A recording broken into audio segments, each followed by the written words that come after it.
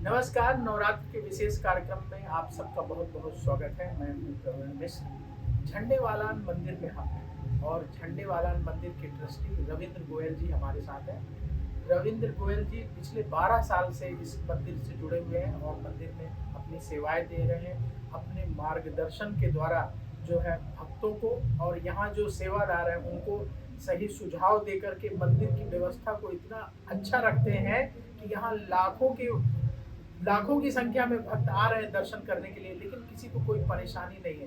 तो रविंद्र जी से पहला सवाल तो ये है कि इसकी प्रेरणा आपको कहाँ से मिलती है कि इतना बढ़िया मैनेजमेंट जो है आपने मंदिर का बनाया हुआ है। जय माता की। आपके सभी दर्शकों को झंडेवाला मंदिर की ओर से नवरात्र की हार्दिक शुभकामनाएं। ये मेरा सौभाग्य है कि मैं एक सरकारी उपक्रम में मैं नौकरी करता था। वहाँ से रिटायर होने के बाद माता की कृपा से उन्होंने मुझे अपनी सेवा में यहाँ बुला लिया और यहाँ एक आस्था तो है ही, उसके बाद सेवा में यहाँ आनंद आता है। इसलिए लंबे समय से मैं यहाँ जुड़ा हुआ भी हूँ और उत्साह भी मन में बना रहता है। हजारों हमारे सेवादार हैं, उनकी सेवा देखकर भी हमें प्रेरणा मिलती है। तो ये मेरे लिए भी बड़ी एक बहुत कुछ मैंने यहाँ पर आकर सीखा है अपने उन सेवादारों से जो यहाँ 30 साल से 40 साल से माता की सेवा में लगे हैं। तो इस प्रकार से हमारा मन भी लगा रहता है और सब प्रकार की इधर उधर की बुराइयों से हम बचे रहते हैं। माता की सेवा करके, भक्तों की सेवा करके एक बड़ा आनंद की अनुभूति हमें होती है। ये झंडेवाला मंदिर का इतिहास क्या है, हम आपसे जानना चाहेंगे। झंडेवाला मंदिर का इतिहास लगभग 150 वर्ष पुराना है। आज यहाँ पर ये मंदिर स्थित है। यहाँ पर किसी समय अरावली के हरे भरे जंगल हुआ करते थे, जिनमें झरने चश्मे भी थे, जानवर भी थे और बड़ा रमणीक स्थान ये हुआ करता था। आसपास की जितनी बस्तियां हैं, करोल बाग, पहाड़गंज, ये कोई भी उस समय ये बस्तियां नहीं होती थी। केवल पुरानी दिल्ली के अंदर तक ही बस्तियां थी। तो पुरानी दिल्ली के लोग यहाँ पर सैर करने आया करते थे।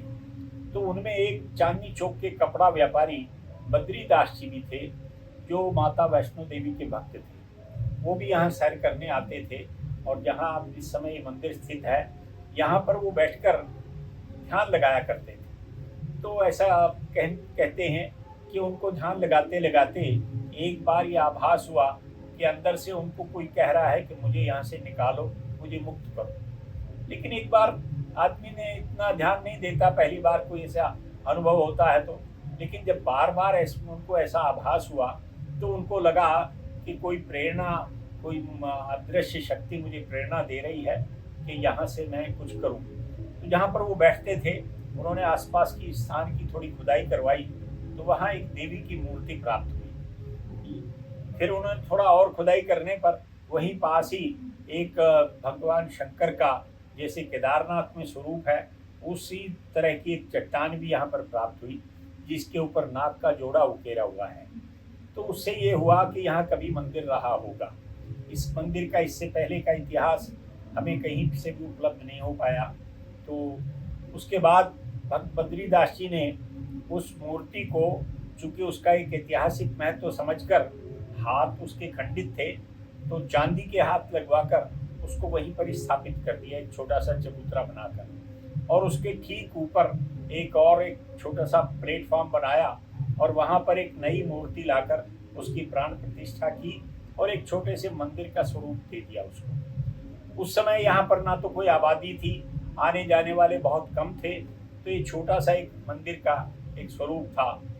एक तो ये पहाड़ का होने के कारण से थोड़ा ऊंचाई के स्थान है और उसके ऊपर, भवन के ऊपर ध्वजा मंदिर की जो लगती है अपनी सनातन की परंपरा के अनुसार, तो ध्वजा भी लगाई तो वो दूर से दिखाई देती थी। तो लोगों ने उसका पहचान और कोई न होने के कारण से उसको झंडेवाला मंदिर कहना शुरू कर दिया और धीरे धीरे वह उसी नाम से मशहूर हो गया।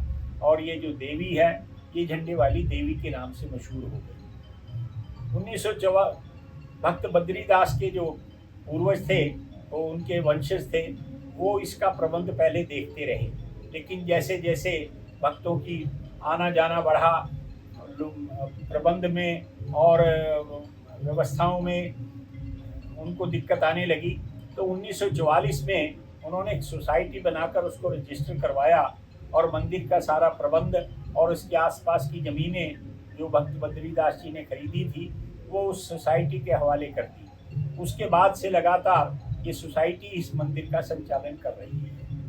प्रारंभ में बड़ा छोटा सा स्वरूप था, मंदिर की कोई ज़्यादा धन संग्रह भी नहीं होता था, तो और लोगों का आना जाना भी बहुत कम था। लेकिन जैसे जैसे 1947 के बाद यहाँ पर बाहर से आकर लोग यहाँ बसना शुरू हुए तो मंदिर में भी आना जाना बढ़ा और मंदिर में संग्रह भी होने लगा, तो फिर धीरे धीरे मंदिर का विस्तार भी होता गया। आज ये एक बहुत बड़ा स्वरूप ले चुका है और ये एक पूजा का स्थान ही नहीं तो एक सामाजिक और धार्मिक अध्यात्म का केंद्र भी ये बन चुका है। जी, जैसा कि गोयल साहब ने विस्तार से बताया इस इतिहास के बारे में, अभी जब हम मंदिर के परिसर के अंदर गए थे, विग्रह के दर्शन किए, जो आपने वो ऑनलाइन दर्शन होते हैं जो गुफा के अंदर माता है उनके हमने दर्शन किए, तो उसमें चांदी के हाथ लगे हुए हैं और जो माता का स्वरूप है वो बिल्कुल उसी तरीके से है जो माता ऊपर स्थापित है, जो विग्रह ऊपर स्थापित है जिसकी बाद में प्राण प्रतिष्ठा की गई थी। तो दोनों का स्वरूप जो मेरा व्यक्तिगत अनुभव है कि बिल्कुल मिलता जुलता है। इसके पीछे आपको क्या लगता है, क्या रहस्य है? इसमें कोई रहस्य की बात तो नहीं है।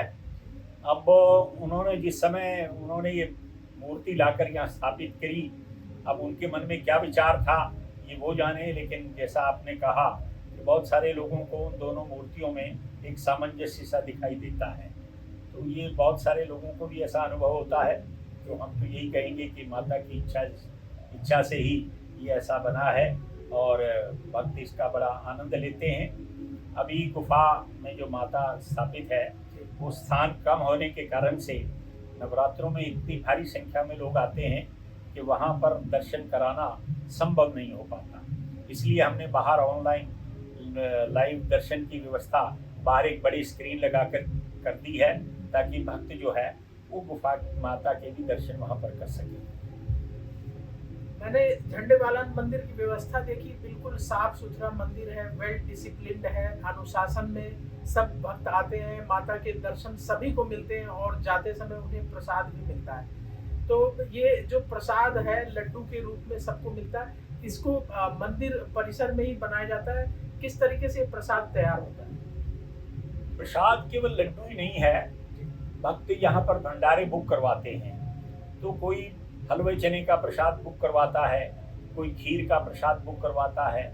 इस प्रकार से तो जैसे जैसे लोग भंडारा बुक करवाते हैं वो प्रसाद हम वितरित करते रहते हैं। कुछ लोग सवा मनी बुक करवाते हैं, इसमें 50 किलो लड्डू तैयार किए जाते हैं, वो मंदिर के ही अपने किचन में तैयार होते हैं पूरी हाइजीनिक उसके साथ, और वो भक्तों में हम वितरित करते हैं। पूरा दिन कोई ऐसा भक्त नहीं है जिसको प्रसाद न मिले, सभी को प्रसाद मिलता है। ये व्यवस्था हमने की है ताकि भक्त जो भी आए मंदिर में वो दर्शन करें, माता का आशीर्वाद लें और प्रसाद लेकर ही जाएं। जी, तो आप भी अगर मंदिर में दर्शन के लिए आ रहे हैं तो आपको प्रसाद जरूर मिलेगा, क्योंकि एग्जिट गेट में ही व्यवस्था कराया गया है, तो वहाँ प्रसाद मिल जाता है। एक सवाल जो है अब मन में उठ रहा है कि जैसे आपने बताया कि मंदिर परिसर में जो लोग श्रृंगार की सेवा करना चाहते हैं तो उनके लिए क्या नियम है, क्या व्यवस्था है? मंदिर में माता के 2 समय श्रृंगार होते हैं, एक सवेरे एक शाम को। उसके अतिरिक्त हमारी कुछ और सेवाएं भी हैं। नीचे जो गुफा वाली माता है उसके भी श्रृंगार बुक होते हैं, और दोपहर में भोग आरती होती है 12 बजे, तो वो लोग जो ये सवा मनी बुक करवाते हैं वो भोग आरती का एक अलग वो है, तो उसका प्रसाद बन के वो भक्तों में बढ़ता है या भंडारा बढ़ता है। तो ये और लोगों की इतनी वो रहती है श्रृंगार करवाने की इच्छा कि एक एक साल पे एडवांस में वो सारे श्रृंगार जो है वो बुक हो जाते हैं। पहले हम मैनुअली ये सारा काम किया करते थे तो उसमें भक्तों को भी असुविधा होती थी, हमें भी बड़ी असुविधा होती थी। अब हमने कुछ समय से ये ऑनलाइन व्यवस्था कर दी है, कहीं से भी कोई भी भक्त जो है वो अपना दिन और वो समय निश्चित करके अपनी बुकिंग कर सकता है और यहाँ आकर उसको कंफर्म करके उसके नाम रजिस्टर हो जाता है और वो अपने समय पर आकर वो श्रृंगार सेवा में शामिल होता है। जी, तो श्रृंगार सेवा के लिए 1 साल की पहले से बुकिंग हो चुकी है और अभी गोयल साहब बता रहे थे कि 3 नवरात्र जो अभी आने वाले हैं, उन नवरात्र के दिनों में श्रृंगार सेवा की 3 नवरात्र की पूरी बुकिंग हो चुकी है। तो इससे पता लगता है कि भक्त जो है कितने उत्साहित रहते हैं माँ का श्रृंगार कराने के लिए। मैं ये जानना चाहूँगा कि इतने सारे भक्त लाखों की संख्या में आते हैं दर्शन करने के लिए, आप इतने साल से यहाँ जुड़े हुए हैं, क्या ऐसी खास बात है, क्या ऐसी माँ की कृपा है कि इतने सारे लोग खींचे चले आते हैं? इसके 2 कारण हैं। एक तो भक्तों की आस्था और भक्ति, माँ के प्रति उनकी जो आस्था है, भक्ति है। यहाँ आकर उनको लगता है कि जो हमने हमारी कुछ बातें हैं, माँ उनको सुनती है और हमारी समस्याओं को दूर करती है, तो उनका और भी ज़्यादा माता के प्रति वो जो आस्था है वो बढ़ती है। इसके अतिरिक्त हमारी व्यवस्थाएं भी कुछ बाकी मंदिरों की तुलना में भक्तों को यहाँ अच्छी लगती है। हमने ऐसी व्यवस्था की है कि लाख से ऊपर की संख्या को भी हम ठीक प्रकार से हमने ऐसे प्रबंध उसका करते हैं, व्यवस्था करते हैं कि सभी को दर्शन हो जाएं और सबको प्रसाद मिले, ये हम व्यवस्था करते हैं। इसके लिए हमें बड़ी व्यापक तैयारियां करनी पड़ती है। पहले जब मंदिर में इतनी संख्या नहीं होती थी तो अब, लेकिन जैसे जैसे संख्या बढ़ रही है हमें अपनी व्यवस्थाओं का भी वैसे ही विस्तार करना पड़ता है। इस समय हमारे पास 2500 हमारे सेवादार हैं जो मंदिर में सेवा देते हैं लेकिन मंदिर से कुछ नहीं लेते। ऐसे ही लगभग 300 महिला सेवादार हैं, वो सारी इन व्यवस्थाओं को संभालते हैं। महीनों पहले हमारी बैठकें शुरू हो जाती हैं, हर एक के काम बटे हुए हैं, विभाग बटे हुए हैं, तो वो अपने अपने विभागों की बैठकें करते हैं। पिछले नवरात्र के जो अनुभव होते हैं उसके आधार पर यदि उनको कुछ फेरबदल करना है तो वो करते हैं। इसके बाद जो सबसे बड़ी चुनौती होती है वो एक तो सुरक्षा की भक्तों की, और दूसरा मंदिर का जो परिसर है वो साफ सुथरा हो, ताकि भक्तों को मंदिर में जो प्रवेश करें साफ सुथरे वातावरण में, वो जिस भक्ति भाव के साथ आए हैं उनको यहाँ एक आनंद की अनुभूति हो। माँ सजावट भी हम मंदिर में हर बार बदल बदल कर सजावट होती है ताकि आने वाले भक्तों को एक उत्सव का माहौल यहाँ लगे और उनको एक नया आकर्षण हर बार कुछ ना कुछ लगे, तो उनको यहाँ पर आने में बड़ा अच्छा लगता है। हमने बाहर से मंदिर में 3 स्थानों से प्रवेश होता है। अंदर जैसे भवन में प्रवेश करते हैं, पहले तो जहाँ से वो प्रवेश करते हैं लाइनों में, वहाँ उनकी स्कैनिंग होती है। उसके बाद जब वो मंदिर के द्वार पर पहुँचते हैं, पूरे रास्ते हमने कारपेट बिछा रखे हैं, भक्ति संगीत चलता रहता है ताकि उनका ध्यान जो है वो भक्ति भाव में रहे, उनको थकान या इंतज़ार करने की जो वो है वो उनको ज़्यादा महसूस ना हो। प्रवेश करते ही सबको सैनिटाइज किया जाता है और यहाँ पर उनको 7 भागों में हम बांट देते हैं ताकि कम से कम समय में सभी को दर्शन हो सके। सभी की व्यवस्था ऐसे की गई है कि कोई भी पंक्ति जो है एक दूसरे से टकराती नहीं है। बाहर सबका निकासी अलग है, लेकिन कुल मिलाकर फिर सभी का जो निकास का स्थान है वो एक ही है, ताकि वो जब वहाँ से निकलें सबको प्रसाद मिल सके। तो ये व्यवस्था, सफाई का हम विशेष ध्यान रखते हैं, क्योंकि सफाई अगर नहीं होगी तो मंदिर में आकर लोगों का मन अच्छा नहीं होगा, मन खिन्न होता है, तो हम उसका विशेष ध्यान रखते हैं। हमारे लगभग 100 सेवादार वो सफाई की व्यवस्थाओं को संभालते हैं। हमारे कर्मचारी हैं और बाहर से भी आवश्यकता पड़ने पर तो हम सफाई के लिए कुछ लोगों को काम हायर करते हैं, तो वे 24 घंटे जो है वो मंदिर की सफाई का ध्यान रखते हैं। और भंडारे में जो प्रसाद की पैकिंग वगैरह होती है, हम सभी आइटम जो है कंटेनर्स वगैरह वो सब फूड ग्रेड कंटेनर्स इस्तेमाल करते हैं। किसी प्रतिबंधित प्लास्टिक या किसी वस्तु का प्रयोग मंदिर में बिल्कुल भी नहीं होता है। तो इस प्रकार से हमारी लगातार कोशिशें रहती हैं। फिर यहाँ मंदिर में चौकी पूरे हर रोज 4 चौकी जो हैं वो भक्त लोग लगाते हैं, बड़े बड़े कलाकार आते हैं, वो यहाँ चौकी लगाते हैं, चौकी करते हैं, माता का गुणगान करते हैं। मंदिर में नीचे जहाँ पर गुफा में माता विराजमान है वो प्राचीन, वहीं पर ही एक अखंड ज्योत भी है। वो लगभग 70 वर्षों से वो अखंड ज्योत वहाँ पर जल रही है।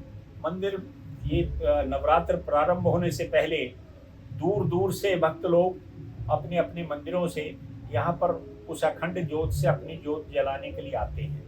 इस बार लगभग 1250 स्थानों या मंदिरों से ज्योत लेने के लिए आए और उनकी संख्या 20,000 से भी अधिक रही है। उनकी सारी व्यवस्था मंदिर करता है, वो कहाँ ठहरेंगे, उनका स्नान कहाँ होगा, कहाँ से ज्योत मिलेगी, कहाँ से उनको भोजन मिलेगा, और उनको हम मंदिर की ओर से प्रसाद भी देते हैं, एक पुस्तक देते हैं, माला देते हैं, पटका देते हैं, ताकि उनको मंदिर का जो है वो एक उनकी आस्था जो है मंदिर के साथ वो जुड़ी रहे। और ये संख्या भी हर साल बढ़ती जा रही है, तो हमको इसके लिए भी अलग से प्रबंध कर रहे हैं।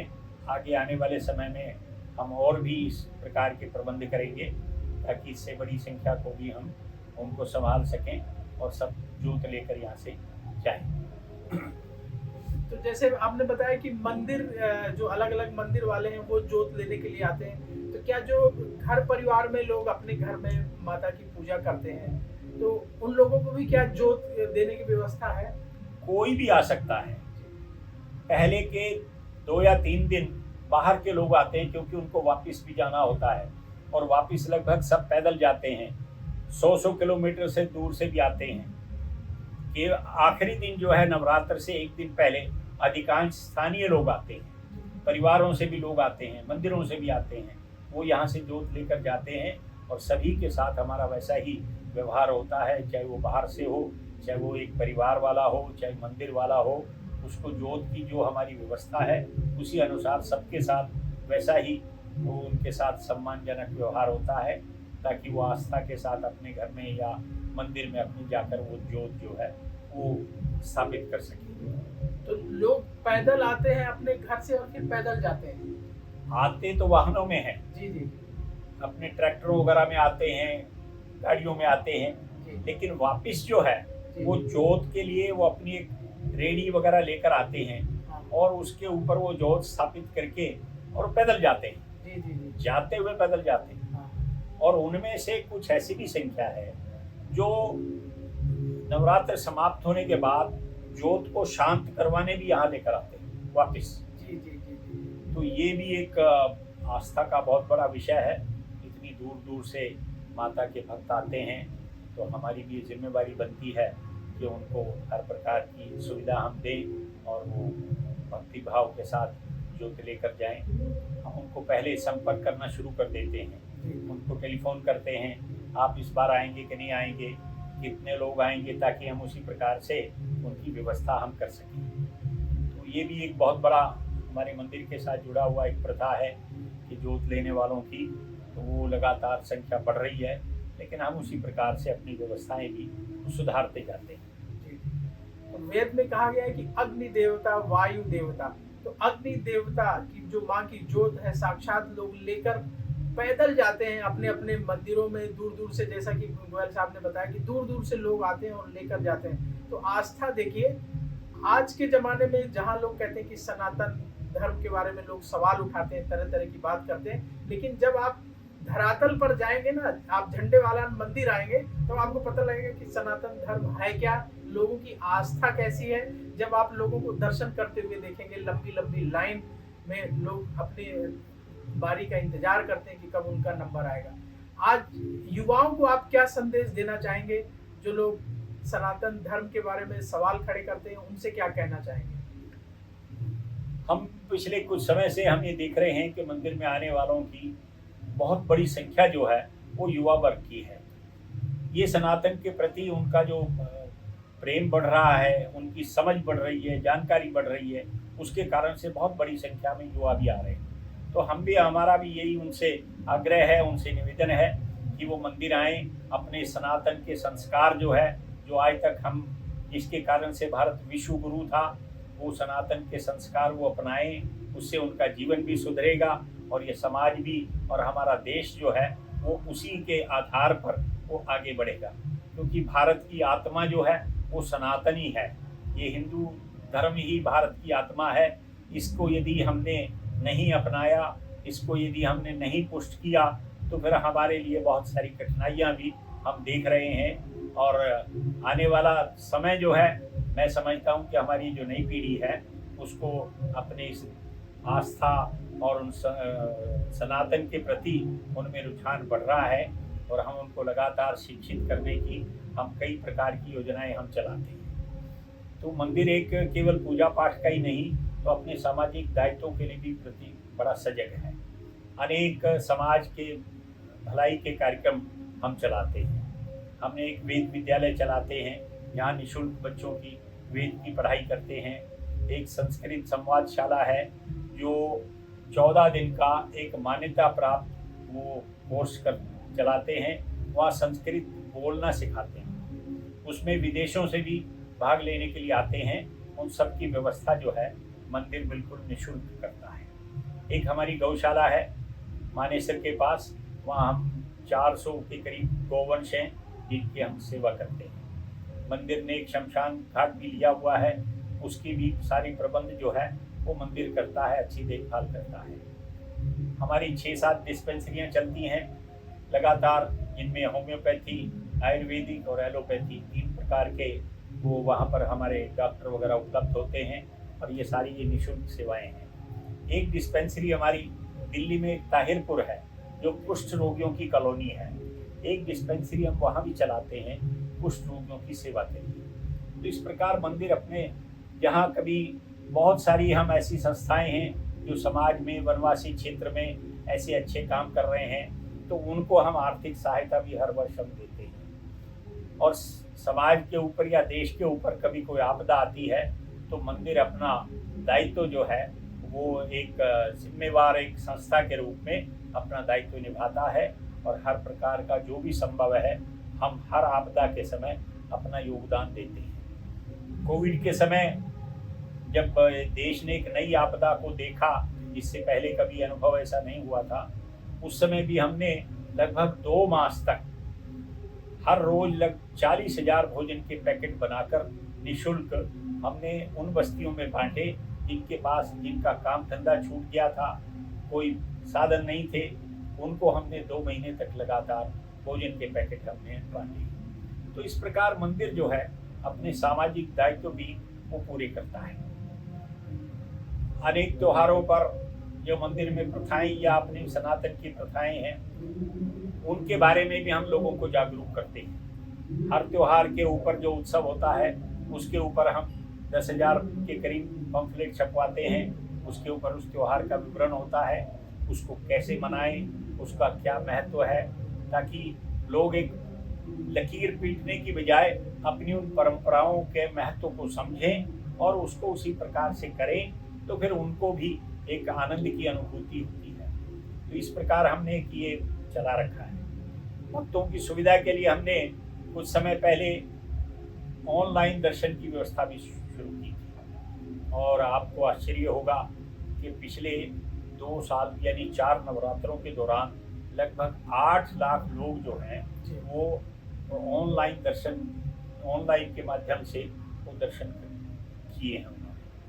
उसमें कहीं से भी कोई भी भक्त जो है वो अपने मोबाइल से मंदिर की वेबसाइट पर जाकर ऑनलाइन दर्शन अपने बुक कर सकता है, अपना समय और दिन निश्चित करके, और वो अपने सही समय पर आए, उसको इंतज़ार नहीं करना पड़ेगा। बाहर हमारी अलग से उसके लिए हमने एक अलग डेडिकेटेड एक गेट बना रखा है, वहाँ अपना वो दिखाएं और वो दर्शन करें। तो इस प्रकार हमने भक्तों की सुविधा के लिए कई स्थानों पर हम पार्किंग निःशुल्क करते हैं। सब इसके अतिरिक्त 5-6 स्थानों पर हमारे जूता स्टैंड बने हैं ताकि भक्त लोग अपने वहाँ जूते उतार कर मंदिर में दर्शन के लिए आ सकें। तो इस प्रकार हम लगातार भक्तों की सुविधा के लिए, भक्तों की आस्था बनी रहे माता के प्रति, ये हम लगातार प्रयत्न करते हैं। और हमें खुशी है कि भक्तों को यहाँ आकर उनकी हर जो लगातार बढ़ती हुई संख्या है उससे हम ये अंदाज़ा लगा सकते हैं कि हमारी व्यवस्थाओं से भक्तों को भी आनंद आ रहा है और हर बार वो और अधिक संख्या में भक्त माता के मंदिर में आते हैं। तो बहुत बड़ी संख्या में भक्त यहाँ आते हैं। भक्त यहाँ जो आते हैं दर्शन करने के लिए, उनको यहाँ किसी तरह की परेशानी नहीं होती है। दर्शन करते हैं और जाते समय प्रसाद लेकर के जाते हैं। बड़ी सुंदर व्यवस्था है झंडेवालान मंदिर में और माँ की बड़ी कृपा है कि इतने जो है विभाग यहाँ चल रहे हैं।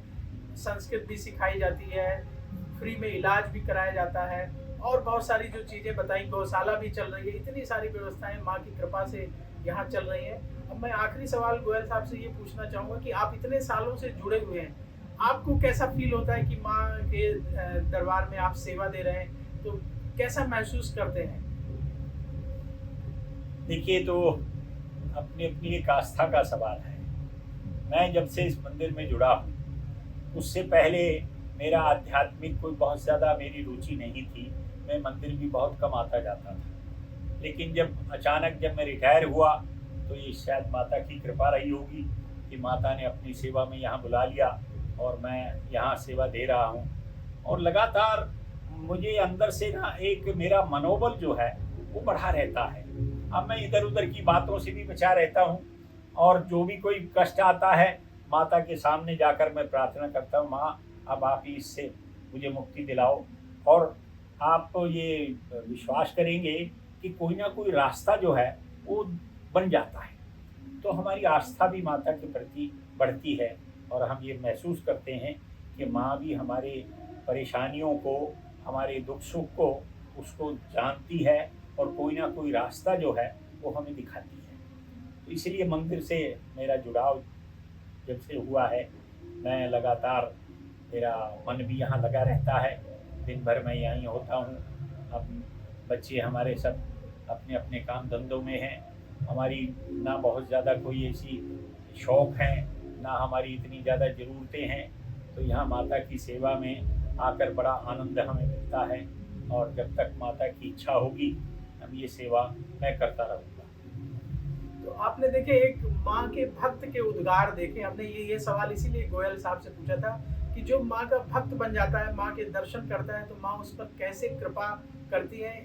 जब मैं इनसे मिला, इनके मन में कोई टेंशन नहीं, कोई चिंता का भाव नहीं, प्रसन्न चित्त ढंग से ये इन्होंने हमें इतना समय दिया और हमें माँ जो है झंडेवाली के बारे में इतना विस्तार से जानकारी दी। गोयल साहब, इसके लिए आपका बहुत बहुत धन्यवाद। आपका भी बहुत बहुत धन्यवाद। आप मंदिर के हमारी बातों को आपके माध्यम से दूर दूर तक जाएंगी, तो इसलिए आप सबका और आपके जो दर्शक हैं उनको मैं पुनः अपनी हार्दिक शुभकामनाएं देता हूं। और जो नहीं मंदिर आए हैं मैं उनको भी निवेदन करूंगा कि वो मंदिर आएँ, माता के दर्शन करें, माता की आशीर्वाद लें और हमारी व्यवस्थाओं को भी वो देखें। उनको अच्छा लगेगा यहाँ पर आकर। जय माता की। तो जय माता की इस कार्यक्रम को यहीं समाप्त करते हैं। आप समय निकाल करके जरूर आइए झंडेवालान मंदिर और माता के दर्शन करें। एस्ट्रो तक ऐप पर आपको मिलेगा भविष्य से जुड़े हर सवाल का जवाब। डाउनलोड कीजिए एस्ट्रो तक ऐप और चुटकी में जुड़िए इंडिया के बेस्ट एस्ट्रोलॉजर से।